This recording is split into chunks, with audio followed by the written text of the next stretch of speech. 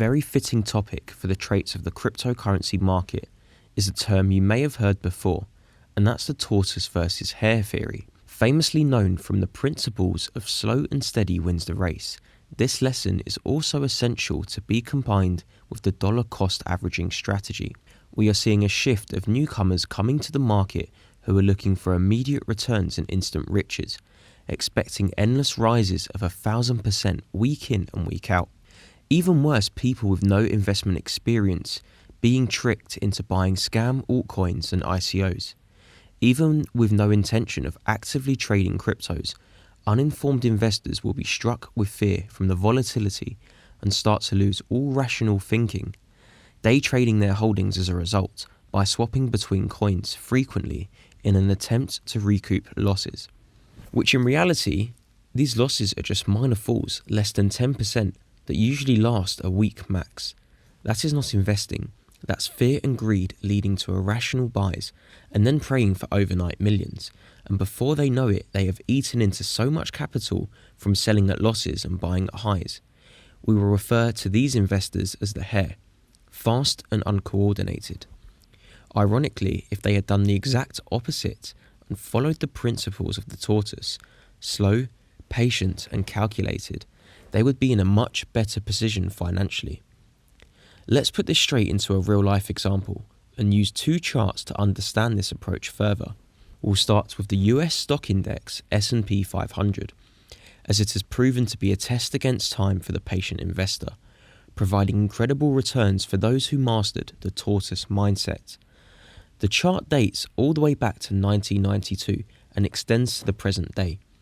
While I'm in no way suggesting the cryptocurrency market will replicate the exact growth of the chart, or that you should hold for decades, the cryptocurrency market is so young right now that the prices we are currently at are minuscule compared to the growth we could be experiencing over the next decade. Looking at the S&P 500 chart, we notice immediately after reaching all-time highs of $1,551 in 2000, over the next 3 years price crumbled over 50% to $770.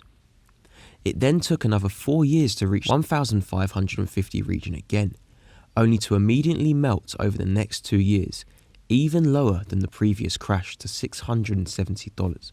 It comes with no surprise these crashes would have wiped many investors out the market from fear of either losing some of their already made profits, breaking even, or even making a loss.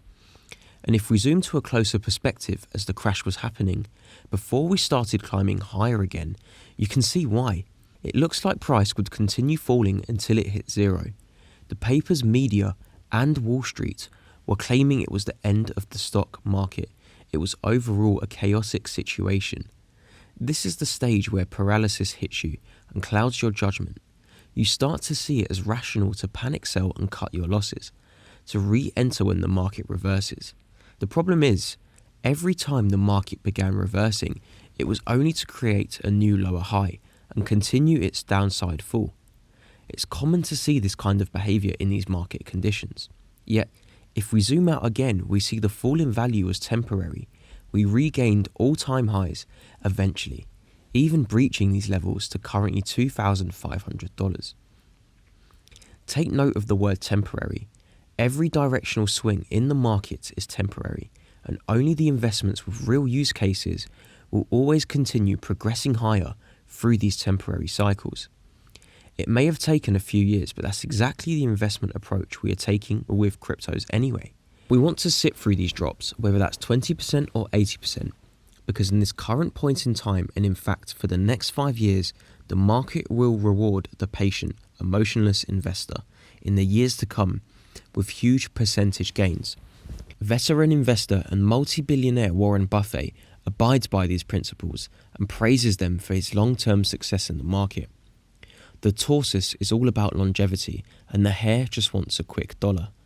The profits you took from a panic sell could have been left to grow over 20 times its original amount, especially in cryptocurrency. Let's take this fresh outlook to a chart you will be analysing a lot.